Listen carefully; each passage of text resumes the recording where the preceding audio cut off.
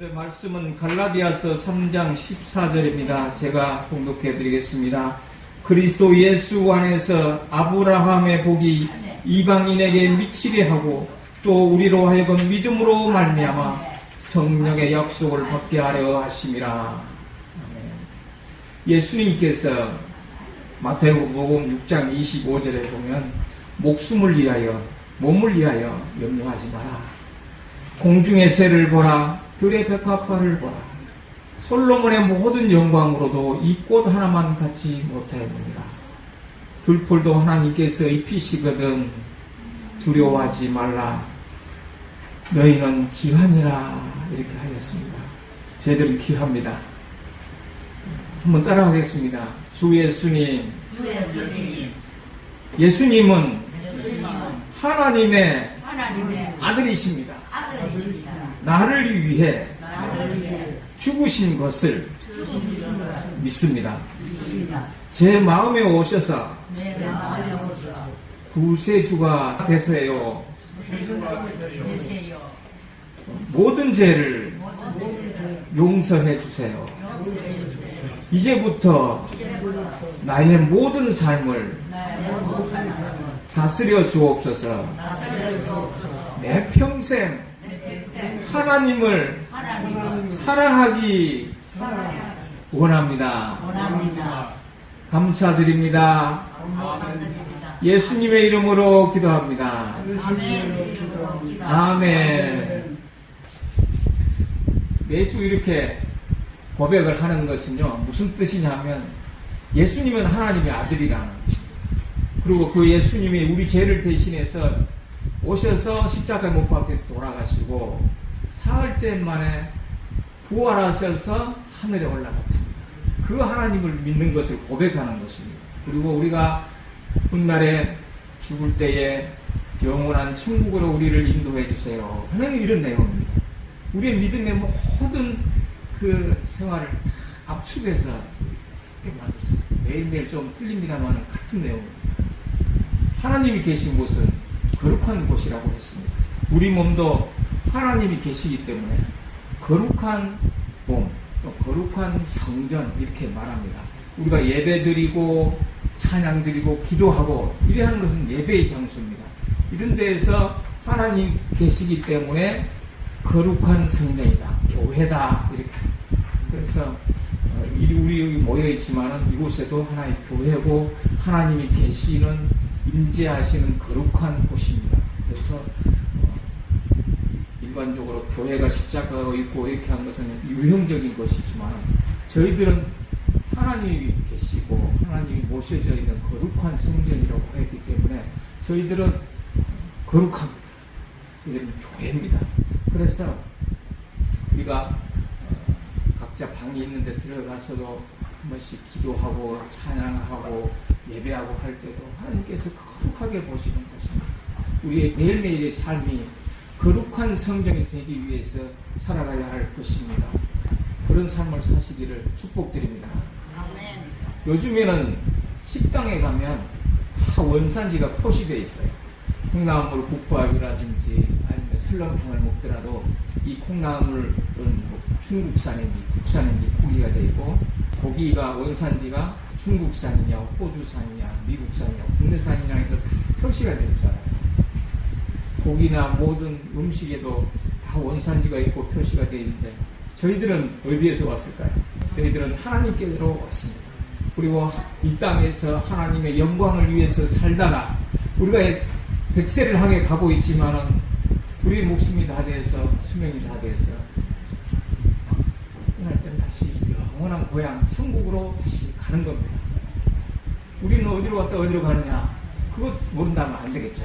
우리는 영원한 본향 천국입니다. 천국으로 가야 됩니다. 손을 이렇게 펴보면 손가락이 5개, 10개잖아요. 왜 5개가 있는지 아세요? 그 비결을 가르쳐 드리겠습니다. 예수 내 구주, 예수 구원자. 따라 해볼까요? 예수 내 구주. 이렇게 하라고 그러는 거예요. 그래서 5개가 생긴 겁니다. 그래서 감사합니다. 사랑합니다. 사랑합니다. 고맙습니다. 고맙습니다. 아름다워요. 아름다워요. 그렇죠. 딱 5개가 떨어지잖아요. 그래서 항상 손가락을 볼 때, 손가락이 김 목사가 그러는데, 예수 내 구주, 예수 내 구원자, 예수 구원자, 이렇게 되죠. 항상 손을 봐도 고백이 되고, 예수님은 나의 구원자, 나의 구세주 되십니다. 나의 주님이 되시며 하나님의 아들이 되십니다. 이것을 믿는 것이 믿음입니다. 우리의 믿음은 우리의 영원한 소망, 천국에 들어갈 수 있는 어떤 키와 같은 것입니다. 믿음만 있으면 우리가 천국에 갈 수 있어요. 우리가 오래 살면 증손자까지 보며 살 수가 있잖아요. 하나님께서 창조하신 이 세상에는 처음에는 원래 저주가 없었습니다. 그런데 창세기 3장에 보면 인간이 아담과 하와가 선악을 알게 하는 선악과를 따먹었어요. 그래서 그 죄로 인해서 그 죄값으로 뱀이 저주를 받아서 배로 다니게 되었고, 땅이 저주를 받아서 가시와 엉겅퀴를 내게 되었습니다. 그러므로 결국은 인간은 이 엉겅퀴와 가시가 있는 땅에서 농장을 하면서 얼굴에 땀을 흘리며 수고하며 노동을 하면서 농사를 지게 되었습니다. 신명기 28장 15절에 보면 내가 만일 내 하나님 여호와의 말씀을 순종하지 아니하여 내가 오늘 내게 명령하는 그 모든 명령과 규례를 지켜 행하지 아니하며 하나님의 말씀에 불순종하며 모든 저주가 찾아온다고 했습니다. 내가 하나님의 말씀대로 살지 않음으로 해서 저주를 받게 된다는 것입니다. 결국 모든 인간이 죽어 육신은 흙으로 돌아가지만 그 영혼은 지옥으로 가게 되는 것은 저주입니다. 예수님은 인간들이 받은 저주를 해결하기 위해서 이 세상에 오셨습니다. 아멘? 예, 할렐루야. 우리의 죄값을 대신 지불하기 위해 오셨습니다. 우리가 불순종함으로 받을 수없는 저주를 속량하기 위해 이 세상으로 오신 것입니다. 그리고 지옥의 멸망에서 우리를 건져주시기 위해 십자가에 못 박혀 죽으셨습니다. 그러므로 누구든지 예수님을 믿으면 죄 사함을 받습니다. 하나님의 말씀대로 살지 아니함으로 받게 되는 모든 저주를 속량받았다고 하는 것입니다. 지옥의 멸망을 받지 않고 천국에 들어가 영생 공락을 누리게 되었습니다. 그러므로 예수님을 믿기 전에는 마귀의 자녀였으나 예수님을 믿은 후에는 하나님의 자녀가 되었습니다. 지옥 백성에서 천국 백성으로 바뀌었습니다. 과거에는 저주 아래 있었던 불행한 인간이었지만 이제는 축복의 사람이 되었습니다. 할렐루야. 에베소서 2장에 보면 우리는 허물과 죄로 죽었던 자입니다. 이 세상 풍속을 쫓았고 공숭의 권세 잡은 자를 따랐습니다. 육체의 욕심을 따라 살아가는 본질상 진노받을 수밖에 없는 죄인이었습니다. 죄가 무엇입니까? 죄. 우리가 항상 죄이라는데 하나님을 알지 못하는 게 죄예요. 또 세상 풍속을 쫓았고 공중의 권세 잡은 마귀의 뜻을 따랐고 우리의 생각도 따른 것이 이 죄라고 하는 겁니다.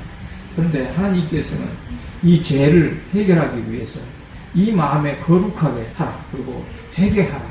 전능하신 하나님을 마음에 모시며 믿음으로 산다. 이렇게 하면 속량되는 것이에요. 죄가 없어지는 거예요.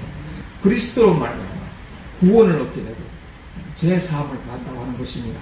그러므로 예수님을 믿지 아니함으로 구원을 얻지 못하고 지옥에 가는 것은 저주 중에 가장 큰 저주인데 세상에서 그렇게 잘 살고 출세하면 뭐 하겠습니까? 저주가 가득한데 이 세상을 떠나면 지옥으로 가게 되어 있으니 세상에 이보다 더 큰 저주가 있겠습니까? 예수를 믿고 고백한 우리 성도들에게는 예수를 믿음으로 새로운 피조물이 되었습니다. 새 사람이 되었다고 하시는 겁니다. 새로운 또 신분을 가지게 되는 것입니다. 우리 예수님을 믿음으로 저주와 상관없이 축복의 사람, 축복의 삶을 살게 되었습니다. 저와 여러분은 구원을 받았습니다. 왜요? 예수를 믿게 되었습니까? 예수님을 내가 믿겠습니다. 이전에는 내가 다른 생각, 다른 풍속, 다른 어떤 생각으로 이렇게 살아왔지만 지금은 예배의 자리가 있잖아요. 예배의 자리에서 우리 하나님, 예수님, 그래, 이 믿음을 한번 가져보자. 이렇게 되면 벌써 구원을 받은 거예요. 하나님의 백성이 된 것입니다. 그래서 걱정할 필요도 없어요. 염려하지 마라. 근심하지 마라. 정말 귀하다. 이렇게 하였습니다. 새로운 신분을 가지게 되었습니다. 우리는 예수를 믿음으로 저주와 상관없는 축복의 사람이 되었습니다. 저와 여러분은 구원받았습니다. 아멘. 아멘. 감사합니다. 왜일까요? 무엇 때문에 구원을 받았느냐 하면요, 예수를 믿음으로 우리가 구원받았다고 하는 것입니다. 하나님이 태초에 세상을 창조하시고 하나님의 아들 예수 그리스도께서 하나님 아들이라는 것을 믿는 그 순간부터 우리는 구원받은 백성이 되었다는 하는 것입니다. 그러므로 우리는 축복받은 사람이 되었습니다. 사도행전 1장에 보면 사도와 함께 모이사 그들에게 분부하여 이르시되 예루살렘을 떠나지 말고 내게서 들은 바 아버지께서 약속하신 것을 기다리라. 요한은 물로 세례를 베풀었으나 너희는 몇 날이 못되어 성령으로 세례를 받으리라 하셨느니라 하셨습니다. 이 말씀대로 제자들이 오순절에 이르러 성령의 충만함을 받았습니다. 요한복음 14장 16절 이하에 보면 예수께서 성령을 가리켜 보혜사라고 하셨습니다. 보혜사는 돕는 자, 헬퍼라고 말합니다. 우리 스스로는 믿음의 생활을 할 수가 없어요. 말씀대로 살 수가 없습니다.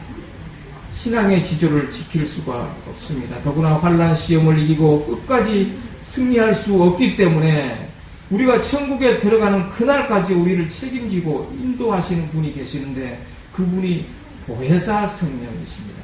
예수님께서 승천하시고 그 다음에 보혜사 성령이 우리 가운데 임재한다는 것입니다. 우리가 생각하고 기도하고 이렇게 사는 것 다 보혜사 성령님께서 우리를 보호해 주시는 것입니다. 보혜사 성령님께서 우리를 보호해 주시고 또 함께 해 주시고 그 성령께서 모든 것을 우리에게 가르쳐 주시고 주님의 말씀을 생각나게 하시고 또 우리를 진리의 말씀 가운데 인도하시는 것입니다. 성령은 우리의 연약함을 도우십니다. 우리를 위하여 말할 수 없는 탄식으로 친히 간구하시고 계십니다. 이처럼 성령은 우리 개개인을 도우시고 인도하시고 사랑하십니다. 고린도전서 12장 3절에 보면 성령으로 아니하고는 누구든지 예수님을 구주라 할 수 없습니다. 여러분이 진실로 예수님을 믿는다면 성령이 그 안에 계십니다. 성령으로 말미암아 예수님을 나의 주, 나의 하나님으로 고백한다는 것입니다. 이와 같이 예수님을 믿게 되는 것, 회개하는 것, 믿음으로 거룩하게 살다가 천국에 가는 것이 모두 성령의 은혜로 된 것입니다. 부활하신 예수께서 승천하시기 전에 아버지께서 약속하신 성령의 세례를 받으라 하고 말씀하셨습니다. 예수님을 믿는 사람에게 가장 큰 복은 성령 충만 받는 것입니다. 성령 충만함을 받기 위해서는 철저히 회개해야 합니다. 교만한 마음을 버리고 겸손한 마음을 가지고 하나님 앞에 은혜를 구하며 살아갈 때 성령 충만함 받는 것입니다. 성령 충만한 삶으로 살아가는 저와 여러분 되시기를 축복합니다. 축원합니다.